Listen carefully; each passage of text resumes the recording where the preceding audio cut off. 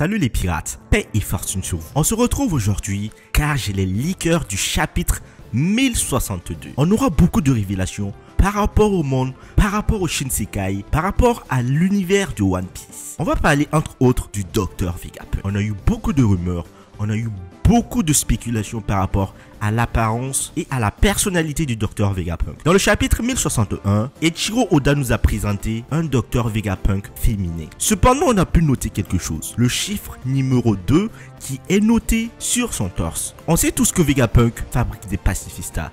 Il les numérote. Et s'il y a ce numéro 2, alors ça nous laisse entrevoir qu'il y a un numéro 1 et peut-être un numéro 0, comme les Japonais aiment ce numéro. Donc on aura à rentrer plus en détail par rapport à l'origine de Vegapunk, si c'est vraiment le personnage qu'on a vu dans le chapitre 1061, où est-ce qu'il se cache réellement. On aura l'occasion aussi de connaître l'origine des Séraphins. Qu'est-ce qui les confère un si grand pouvoir? On fera aussi le tour de toutes les intrigues. On saura si les Mugiwara seront accueillis comme des alliés. Mais ben, n'oubliez pas que cette île appartient à la marine et au gouvernement mondial. Ce qui stipule que tout peut se passer. Tout peut se passer. Donc les amis, mettez un gros pouce bleu si vous aimez mes vidéos et abonnez-vous pour rejoindre la flotte. Sans plus tarder, je balance la sauce.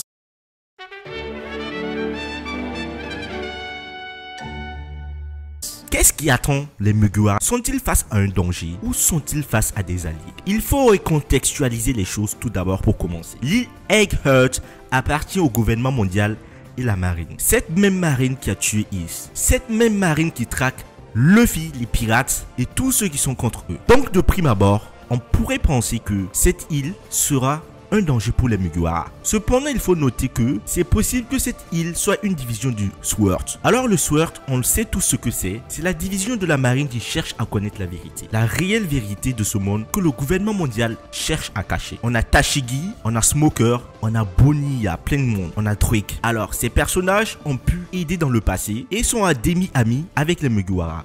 Donc je pense qu'il y aura un peu de tension, mais je pense pas qu'ils voudraient attaquer les Mugiwara. Et il faut noter qu'il y a Kobe qui a été enlevé par Barbe Noire. Kobe que le SWORD et la marine va chercher à retrouver. Donc je pense que les Mugiwara auront l'occasion de s'allier un peu avec leurs anciens alliés, Smoker et compagnie, pour pouvoir trouver une solution. Après cela les amis, il s'avère que la femme qu'on a vue dans le chapitre 1061 qui s'est présentée en tant que Dr Vegapunk n'est pas réellement le Dr Vegapunk. Pour avoir un peu plus de détails, je vous invite à suivre ma vidéo précédente, là où j'ai élaboré une théorie assez construite pour démontrer le fait que ce Vegapunk qui s'est montré ne soit pas réellement Vegapunk. Alors déjà, quand le Kara design de Vegapunk a été annoncé précédemment dans One Piece, on n'avait pas vu son visage, mais on pouvait remarquer qu'il avait des bras d'homme. Donc ce serait assez bizarre que Vegapunk soit une femme, à moins qu'il ait changé de sexe, ou à moins qu'il ait récupéré le corps d'une femme. Donc, et le numéro 2 qui est sur son torse nous prouve que c'est pas la première version. Donc on aura beaucoup plus d'informations par rapport à cela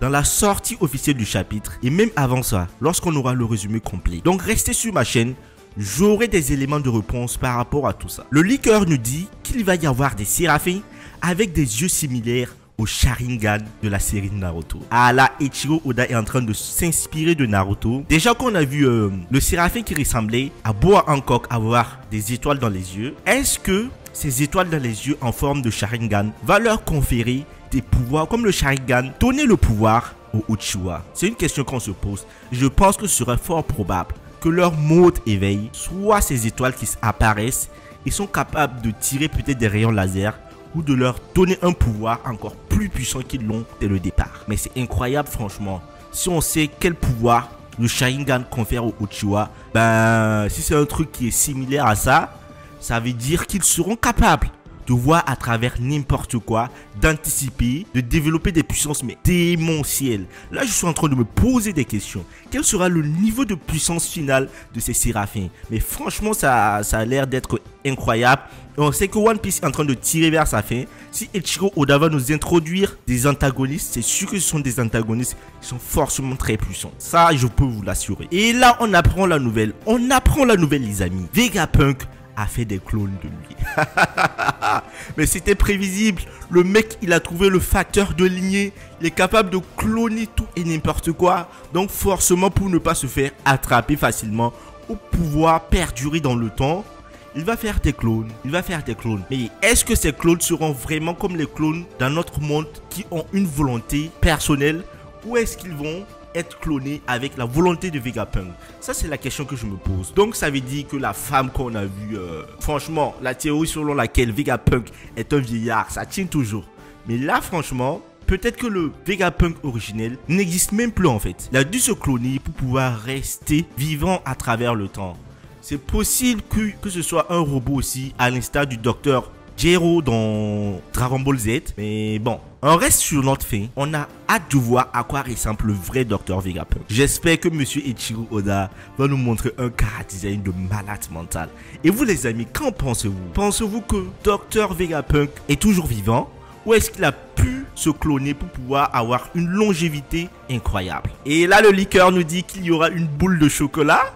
Ben, ce sont des indices en fait. Et il faudra mettre un casque. Alors cet indice, j'ai pas réussi à le décoder. Une boule de chocolat, il faudra mettre un casque. Alors, mettez en commentaire, selon vous, qu'est-ce que ça peut signifier? Parce que moi, j'ai pas réussi à décoder ce qu'il voulait dire.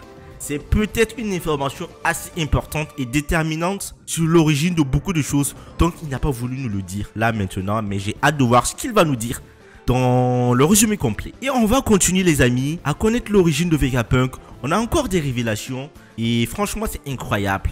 Vegapunk a différents exemplaires de son corps. De ce fait, peu de personnes le connaissent vraiment. Ah ouais. Ce qui signifie qu'en réalité, il se pourrait que la marine et le gouvernement mondial n'aient même pas mis la main sur le Vegapunk originel. Ils ont réussi à mettre la main sur le Vegapunk cloné. Si, en fait, pratiquement personne ne sait qui est le docteur Vegapunk. Mais le mec, c'est un génie, mais monstrueux, mais franchement, ben, tout est possible. Imaginez que le docteur Vegapunk soit une personne qu'on connaissait depuis le début, et grâce à son génie et à sa capacité de cloner tout et n'importe quoi, ben, il a réussi à se faufiler. Mais je me pose une question. Normalement, un clone ressemble à la version originelle. Donc, on a vu les clones de Kuma qui ressemblent à Kuma, les pacifistas. On a vu les clones de Bois encore qui ressemblent à Bois encore. Les clones de Mihawk qui ressemblent à Mihawk. Donc forcément, les clones de Vegapunk devraient ressembler à Vegapunk. À moins qu'il ait fait des modifications, je ne sais pas. Donc ça signifie que peut-être le clone qu'on a vu, le Vegapunk qu'on a vu ressemblerait au Vegapunk originel. Et peut-être que le Vegapunk originel sera aussi une femme. J'ai hâte de voir ce que Oda va nous proposer très prochainement pour étayer cette théorie qui est en train de partir dans tous les sens. Donc les amis, dites-moi ce que vous pensez de ces leakers. D'ici demain, on aura pratiquement le résumé complet. Et revenez sur ma chaîne, vous aurez tout ce que vous voulez. Donc, si vous avez aimé cette vidéo, mettez un gros pouce bleu et abonnez-vous pour rejoindre la flotte, c'est très important. Allez, on se dit Gianni et à la prochaine. Peace.